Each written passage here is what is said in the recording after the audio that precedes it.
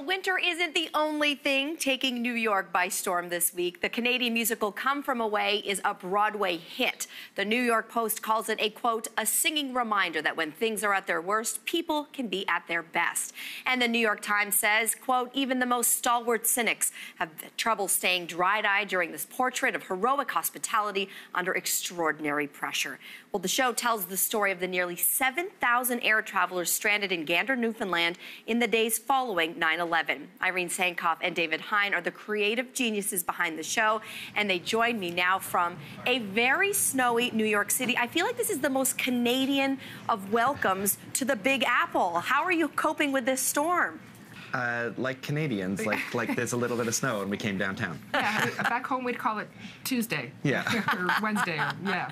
We're made for this. We're made for this. First of all, I want to say a huge congratulations to both of you on the massive success of this show. And we know, listen, it's done well in other cities. We've heard the critics raving about the show. So let's talk about any surprise on your side at all at how this reception has been so overwhelmingly positive.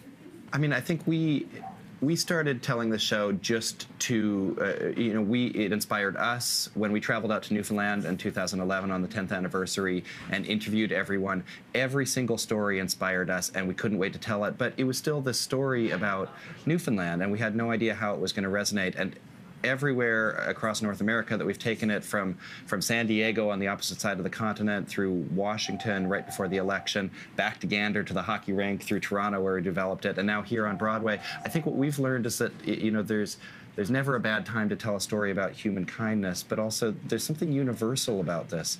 We were living here in New York on 9/11, and my cousin was in the towers, but fortunately got out.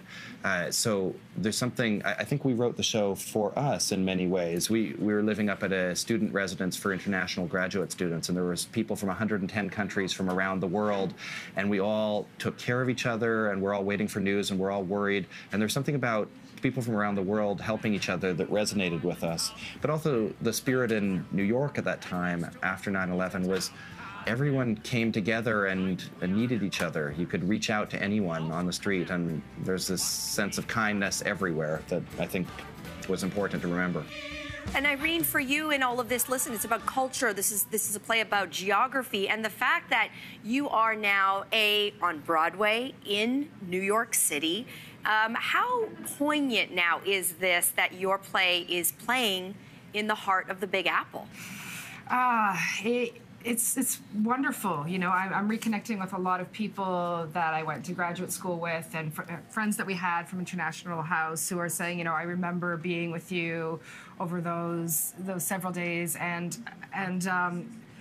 it's really humbling. It is really humbling to be back here, where I was studying theater, and to be telling the story, and to be lucky enough to be on Broadway, because I went to school with many talented people, and I just feel so blessed every day that we're here, and I feel even more blessed that we have there's a lot of blessing going on. The blessing of the Newfoundlanders whose story we're telling, and also of the Come From Aways, the people who were stranded in New York over 9/11, and also we have fans of the show who have lost people over 9/11, and they are repeat visitors to the show, and and they've now become our friends. So it's an amazing experience. It's a very humbling and overwhelming experience, but it's great.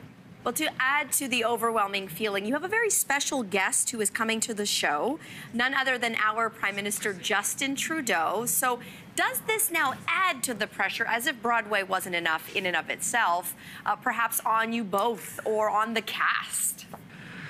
I think in some ways we were joking that it took a little bit of pressure off of opening night. We were like, well, it's just opening night. It's not like it's the night the Prime Minister is coming, So we're incredibly honored that he's coming. And I think for us, what's really important is on opening night, right at the end, we brought out all of the people from Newfoundland and from away who we had interviewed, who had inspired our characters with our actors. And the entire audience gave them this huge standing ovation. And it was amazing to watch New York celebrating them, and I think it just speaks to the fact that the Prime Minister is coming and is also celebrating what they did. Their generosity and their kindness to these strangers off of these airplanes was incredible, and they always say it's just what anyone would have done, but it's clearly not, because everyone is responding so amazingly to it.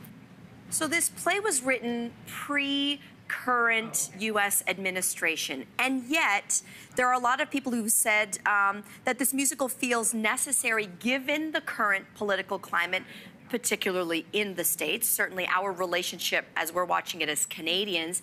What is now your take that fast forward when this play is making its debut on Broadway in this political climate, has it perhaps intentionally or unintentionally made a political statement?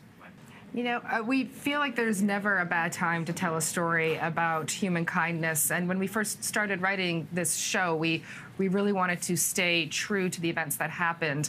And of course, it's not a documentary, it is a piece of theater. So we've compiled characters and we've amalgamated storylines. But at the same time, it is a telling of what happened back then. And it's interesting that, you know, with the political climate, that people are starting to sort of see it as a political statement, because we really did try to just share the stories as they were told to us, with the joy and the respect that they were told to us, and with the gratitude, you know, from for instance, Hannah O'Rourke, how grateful she is to Beulah Cooper for taking her in over those days, and we really tried to stay truthful to them. And you know, it is interesting to see how it is being viewed now.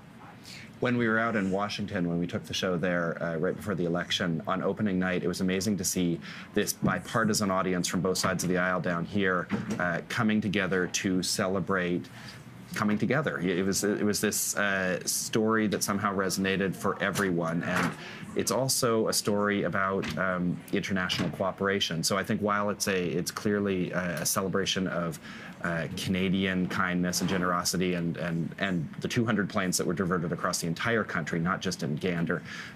So there's something to celebrate there, but it's also this story about international cooperation, about working together across borders, and international friendship. So I think there's something worth celebrating and worth remembering about that. For us alone, it's been really good to live in the story right now, to be constantly telling story every single day and talking about a story that's about people being good, and talking about the inherent goodness that we need to remember in ourselves. We love everything about it, and we are celebrating here in Canada alongside both of you there in New York City. Irene and David, thank you so much for chatting with us today, and again, a huge congratulations on the success of your play. Thank you very much, and thank you to everyone from Canada who's been supporting the show. Thank you so much.